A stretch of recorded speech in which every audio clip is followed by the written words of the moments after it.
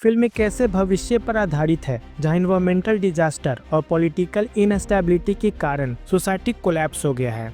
सरकारें गिर गई हैं और उनकी जगह एक अत्याचारी टोटलिटेरियन रेजिम ने सत्ता अपने कब्जे में ले लिया है। यह गवर्नमेंट ग्लोबल क्राइसिस के कारण रिसोर्सेज शॉर्टेज को कंट्रोल करने के लिए अपने देश के पॉपुलेशन को कम करने का फैसला करती है, जिसके लिए वे बच्चे, बूढ़े और प्रेग्नेंट फीमेल्स का जेनोसाइड करने पर उतर जाती है, जिससे कई लोगों को मजबूर होकर अपने घरों से भागना पड़ता है। पूरे यूरोप में आयरलैंड, आइसलैंड और नॉर्वे ही ऐसे कंट्रीज बचते हैं जो रिसोर्सेज क्राइसिस को कंट्रोल करने और डेमोक्रेटिक गवर्नमेंट बनाए रखने में कामयाब रहे हैं। एक कपल मिया और निको दोनों इस जेनोसाइड से बचने के लिए स्पेन छोड़ने का फैसला करते हैं, जिसके लिए वे बचते बचते एक ब्रोकर के थ्रू कार्गो शिप के जरिए आयरलैंड भागने का प्लान बनाते हैं। सोल्जर से बचते बचते वे कंटेनर में पहुंचने में कामयाब रहते हैं। वहीं हमें पता चलता है कि मिया प्रेग्नेंट है और वे ये सब अपने अनबोर्न बेबी को बचाने के लिए कर रहे हैं। पर मुसीबत की बात ये होती है कि मिया को पिछले 2 दिन से बेबी का मोमेंट फील ही नहीं हो रहा होता है, जिससे वह बहुत दुखी होती है। पर निको उसे रिलैक्स और पॉजिटिव रहने के लिए कहता है। वह विश करता है कि उसे एक बेटी हो जिसका नाम वह नोवा रखेगा। उस कंटेनर को ट्रक के जरिए दूसरी जगह लाया जाता है जहां और भी लोगों को उस पर चढ़ाया जाता है और इसी चक्कर में निको मिया से अलग हो जाता है। लेकिन मिया उसके कंटेनर का नंबर याद कर लेती है और उसे फोन करके पूछती है कि हम दोनों एक दूसरे को कैसे ढूंढेंगे। निको कहता है कि मेरा ट्रक तुम्हारे ट्रक के बिल्कुल पीछे ही है और जब मौका मिलेगा मैं भागकर तुम्हारे पास आ जाऊंगा। तब तक वह मिया को किसी पर भी भरोसा ना करने और अपना सामान का ध्यान रखने के लिए कहता है। देश की हालत बद से बदतर हो चुकी है। वे बच्चों और प्रेग्नेंट वुमन को केज में डालकर मार रहे होते हैं। बाहर का दृश्य देखकर मिया खौफ में आ जाती है। तभी गाड़ी एक मिलिट्री चेक पॉइंट पर रुकती है, जिसके कारण सभी छुप जाते हैं। सोल्जर का हेड गाड़ी चेक करता है तो गाड़ी उसे एकदम खाली मिलती है, पर जब वे गोली चलाकर देखते हैं तब उन्हें सच का पता चलता है। खतरे को देखते हुए मिया एक बॉक्स के ऊपर छुप जाती है। सोल्जर्स एक एक करके सभी को मार देते हैं और उसके बाद उनके बॉडीज को कंटेनर से निकालकर ठिकाने लगा देते हैं। मिया जल्दी से निको को वार्न करने के लिए एक वॉइस मैसेज नोट सेंड कर देती है। कुछ देर बाद सारे कंटेनर्स को शिप पर लोड कर दिया जाता है। वह निको से कांटेक्ट करने के लिए उसे कॉल करती है पर उसका कॉल नहीं लगता। ठंड लगने के कारण अब वह हुडी निकालकर पहन लेती है। रात के अंधेरे में समुद्र में एक तेज तूफान आता है, जिससे कई कंटेनर समुद्र में गिर जाते हैं, जिसमें से एक कंटेनर मिया का भी होता है।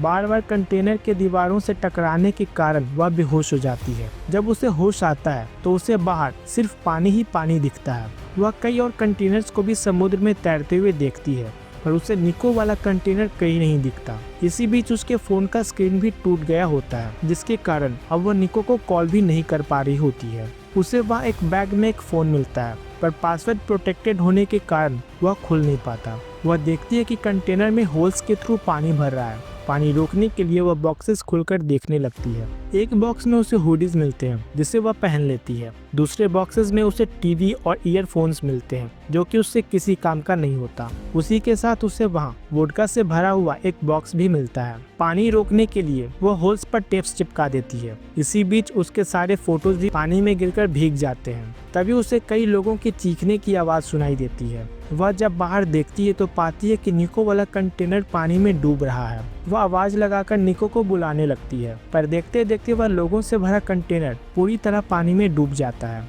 मिया निको को फोन करने की कोशिश भी करती है, पर एक बार फिर उसका फोन नहीं लगता। वह बार बार उसे फोन करते रहती है, इस उम्मीद में कि वो उसका फोन उठाकर कहे कि मैं जिंदा हूँ। हार मानकर वह अब सुसाइड करने जा रही होती है। ये तभी उसे अपने बच्चे का मूवमेंट महसूस होता है। आधी रात को कंटेनर में बहुत ज्यादा पानी भर जाता है और वह डूबने लगती है, पर यह सिर्फ उसका एक सपना होता है। सुबह देखती है कि पानी बहुत ज्यादा भर गया है और होल से टिप्स भी बाहर निकल गए हैं। जब वह ऊपर लटक रहे बॉक्स को खोलती है तो देखती है कि उसमें डब्बे भरे हुए हैं। उन डब्बों में लगे लवर की मदद से अब वह होल्स बंद करने लगती है। साथ ही पानी को बाहर निकालने का इंतजाम भी कर लेती है। वह पानी का मैक्सिमम लिमिट मार्क कर लेती है और अपने साथ लाए हुए काम के सामान को छांटने लगती है।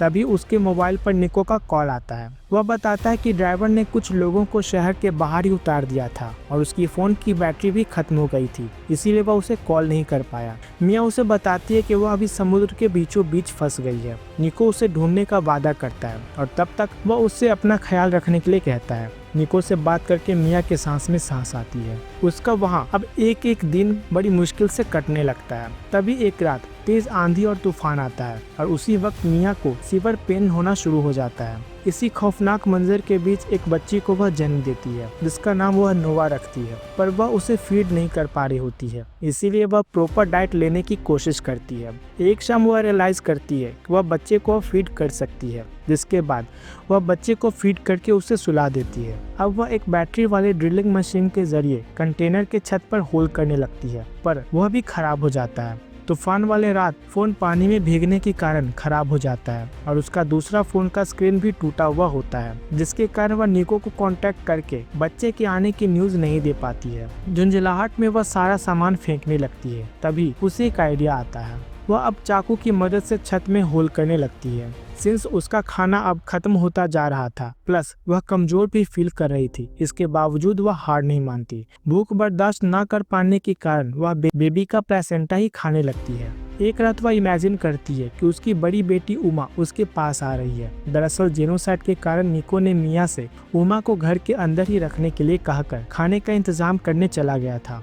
बहुत दिनों से घर में पड़े पड़े उमा बोर हो रही थी, इसीलिए वो बाहर जाने का जिद करती है। उसकी जिद मानकर थोड़ी टाइम के लिए मिया उसे बाहर लेकर जाती है। तभी सोल्जर्स आकर उसे अपने साथ लेकर चले जाते हैं। वह इसके लिए अपने आप को ही कसूरवार मानने लगती है। इसके बाद दिखाया जाता है कि वहाँ अब बारिश शुरू हो जाती है। वह अब बारिश का पानी स्टोर करने लगती है। कई दिनों के बाद वह इतना पानी पी पाती है। नेक्स्ट डे वह किसी तरह छत को पंक्चर करके होल बनाने में कामयाब हो जाती है। वह कई दिनों के बाद आसमान को देखती है, जिससे उसे एक नई उम्मीद मिलती है। एक दिन वह बच्चे का यूज्ड डायपर पानी में फेंक देती है, जिससे उसके आसपास मछली तैरने लगती है। इसे देखकर उसे फिश पकड़ने का आइडिया आता है। वह उन्हें पकड़ने की बहुत कोशिश करती है, पर एक भी मछली उसके हाथ नहीं लगता। वह थक कर वहीं लेट जाती है। तभी उसे आसमान में एक प्लेन दिखता है। उनसे मदद मांगने के लिए वह मिरर लेने नीचे चली जाती है, पर आते वक्त उसके पैर में चोट लग जाता है। प्लस इस रिस्क का कोई फायदा भी नहीं होता। वह अपने घाव को ठीक करने के लिए टीवी पार्ट्स का यूज करके घाव को स्टिच करती है और वह मछली पकड़ने के लिए नेट बनाती है और फाइनली मछली पकड़ने में कामयाब हो जाती है।